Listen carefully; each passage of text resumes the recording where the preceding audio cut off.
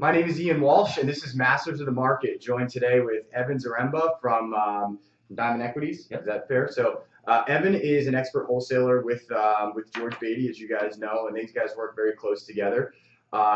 He was using the spinner. We actually have two of them here. No, we're not 10 years old, but these things are really addictive. We act like it, though. Yeah, absolutely. So I wanted to go over today. I know we've had other wholesalers on, but Evan specializes in a part of his business, and he has a different insight to it, which is he constantly is closing contracts. So a lot of wholesalers get stuck in the phase of, oh, I got a lead. What do I do? Or how, I learned the market. I learned to get a lead.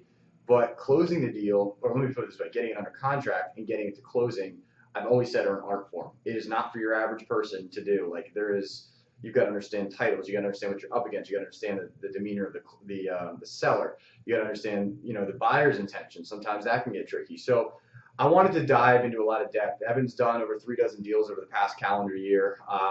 Very experienced in the wholesaling market in Philadelphia, and he's got good stories, good experience. And as we just talked about beforehand, we talked about he believes in his persistence and consistency has a lot to do with his success. So why don't we start there, Evan? Okay. Talk about the persistency, being persistent and consistent with everything you do, and why that trick, goes into closing deals. How does that steamroll into doing deal after deal? I mean, so at the end of the day, I'm in sales, so it's just a matter of being persistent. How many no's are you willing to take? How many no's can you take and still not get discouraged and still keep moving forward? Even just little things. Even like I was at the airport one time and I wanted to get a better seat. I was in just like a regular, coach seat, and I went up to the kiosk or wherever it was. I said, "Hey, do you have anything in first class available?" "No, we don't have anything in first class." I said, "Okay." They said you have to go up to maybe before you go in, you can try and get some type of upgrade. So I went up. I tried to check into a kiosk. I tried to do first class there. I tried to talk to them. No, they didn't have anything. I went up to the gate where they were actually boarding. They didn't have anything. And finally, she's like, "You know what? I actually have an exit route." And I was like, "Oh, great. That's like a better seat." Mm-hmm. So, but it took me like 5 or 6 no's just to get to that yes. So it's the same thing in sales. Like you can go in there and I come from a sales background, like an in-home sales. I'm a one-call closer. So the transition to going into real estate is the same thing. For those who are not familiar, it's just like one-call closers. You basically have a warm appointment where the person's expecting you to come out to give them some type of presentation, whether you're selling them a security system or windows or some type of home improvement product. You build their trust. You kind of warm up with them and build some rapport, maybe for 20 or 30 minutes, and then you do like your little spiel, sales presentation for however long that takes, and then you close. You ask for their business, and if they need it, and you know that they need it, sometimes they're going to be a little resistant to that because obviously there's an exchange of money and so forth. Mm-hmm.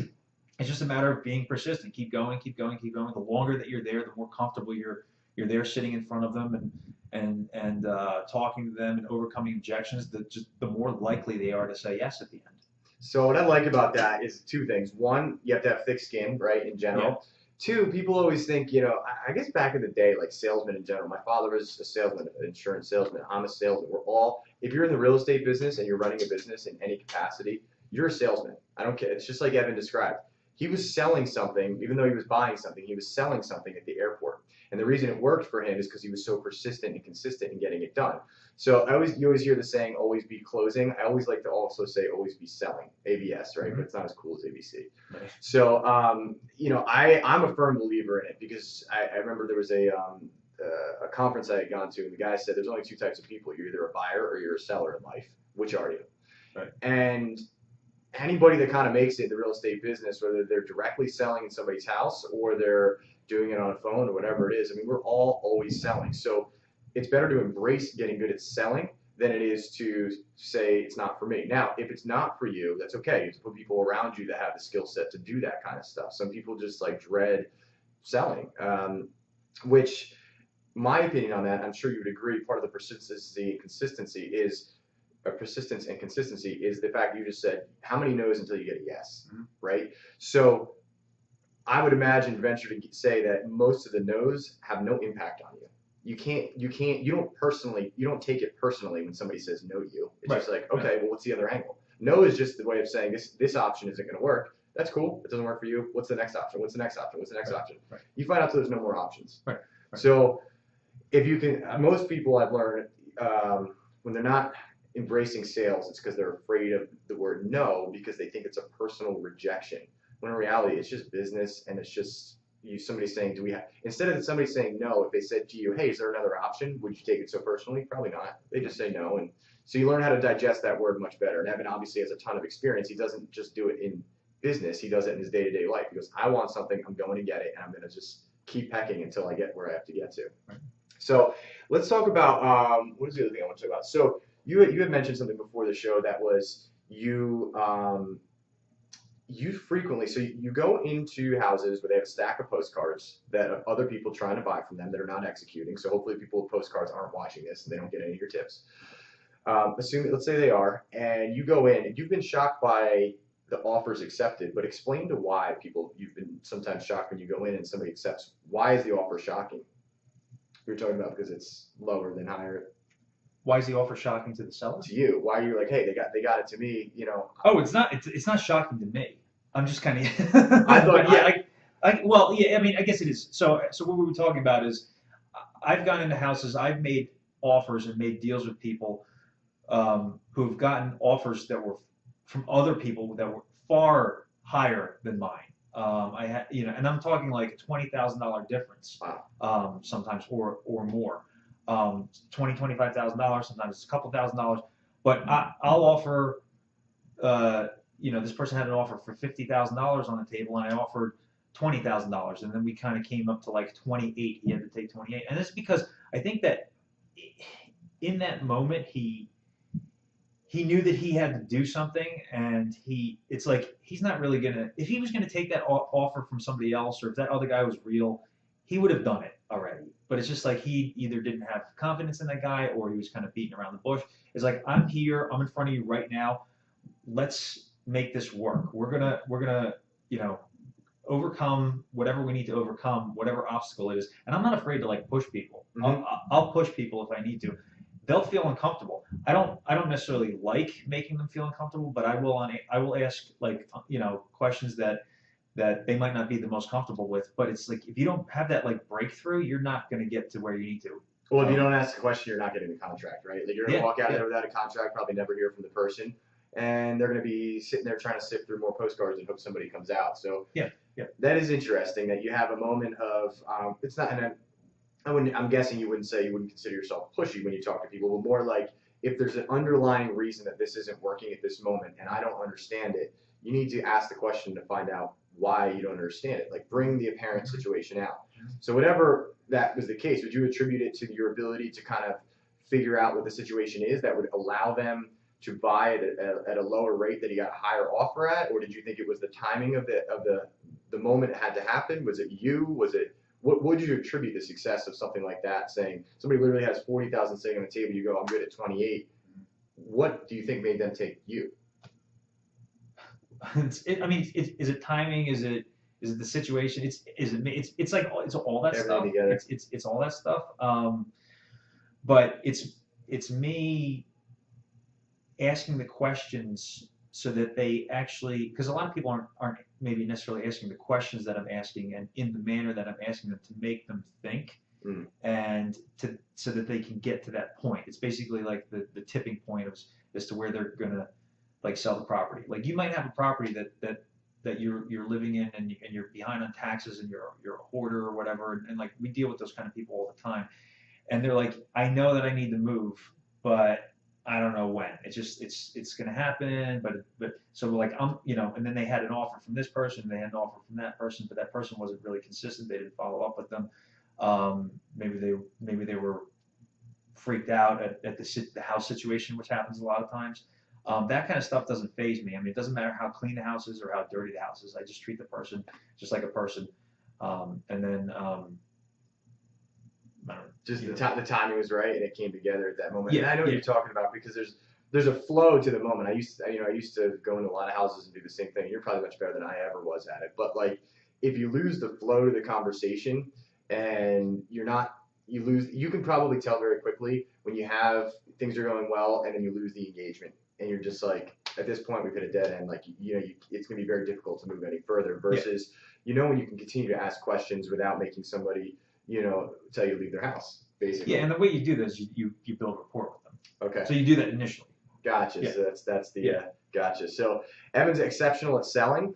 I hope you guys have learned a lot today. Evan, is there anything else you want to leave people with? Any pro tips for such a stupid term? Any pro tips for people out there that want to get better at getting properties under contract? Maybe they have a lot of leads. Besides, they can try. They should probably call Evan first when they have a lot of leads. But in the event that you have a lot of leads, you don't know what to do. You're scared to go in the house. What are some basics people should cover? Or wholesalers, or even guys that are flipping and buy their own projects? I mean, I would say that it's always good to have a sales background. If you don't have a sales background, you probably should get one. Talk to a mentor. Try and find a mentor. Find somebody who's already been doing what you're doing. Even if you don't know what you're doing and you just want to, if you have deals, if you have people that need to sell their property, call me. 484-800-2749. Find me on Facebook, Evan Zaremba. George, you can call George Beatty, like somebody in our network, or just even if it's not me, just any other wholesaler who kind of knows what they're doing, and they can kind of point you in the right direction. Because it's like, no matter what I say, you have to have somebody kind of guide you to the next level if you really want to take it to the next level. I do agree with that. Having a strong mentor, somebody in front of you that's done this stuff before helps because if you don't do that and it's not the right, you don't have somebody in front of you, you're going to learn it the hard way, which means more time. So what you could accomplish with the right mentor in front of you in 6 months, it could take you 3 or 4 years to figure it out on your own. So if you have the right person guiding you, call Evan up.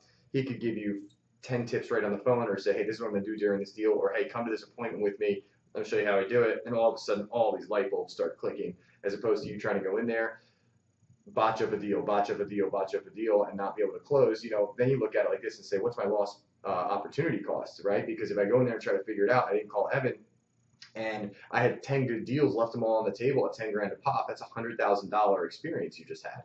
I don't know. It's probably not. I probably would have called a mentor ahead of that if I could. So that's a good tip for everybody. I want to do something funny though, because everybody should be. If you don't give Evan a referral, you should follow him on Facebook because he's funny and he's fully entertaining. And the second things I ever met him, I said, man, you are funny on Facebook.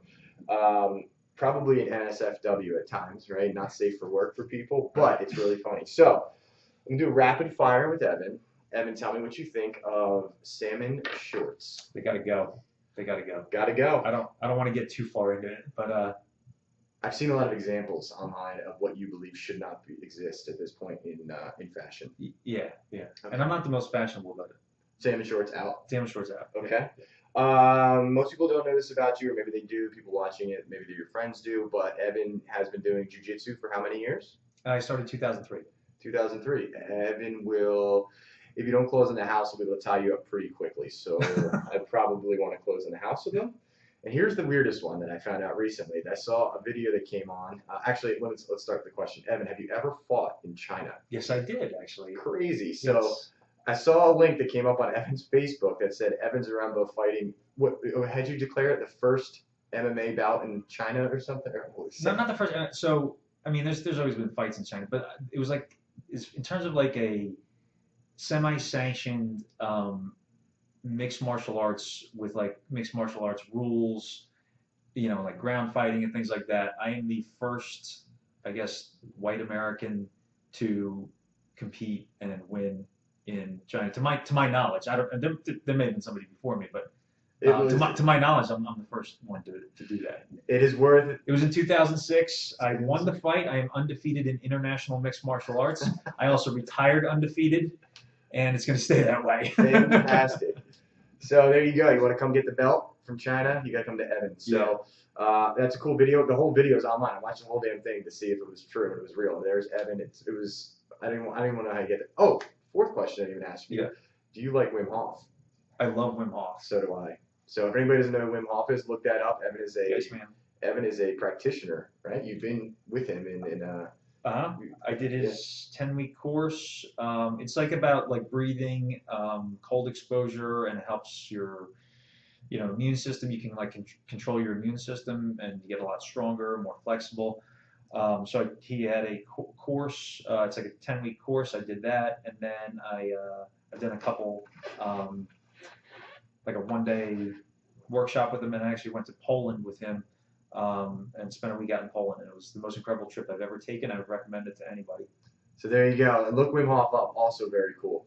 So Evan, appreciate you being on. One more time, how do people, I have a deal or I have a lead, Yes. whether I'm in the business, not in the business, how do I contact Evan to say I need help closing this thing? Yeah, if you're a newbie or whatever, even if you're a flipper, if you have some type of marketing and you got deals that you come across and you don't know what to do, or you think you know what to do, but maybe you're kind of not sure in the back of your mind, give me a call, 484-800-2749. Find me on Facebook, send me a message, Evan Zaremba on Facebook. I can help you close a deal. I can get you paid on the deal. We can keep doing more deals from there. If it's enough that we do want to deal together and you want to go off on your own, even better. Perfect. And as you guys know, Ian at hardmoneybankers.com or Ian Walsh on Facebook. We'll see you guys next time.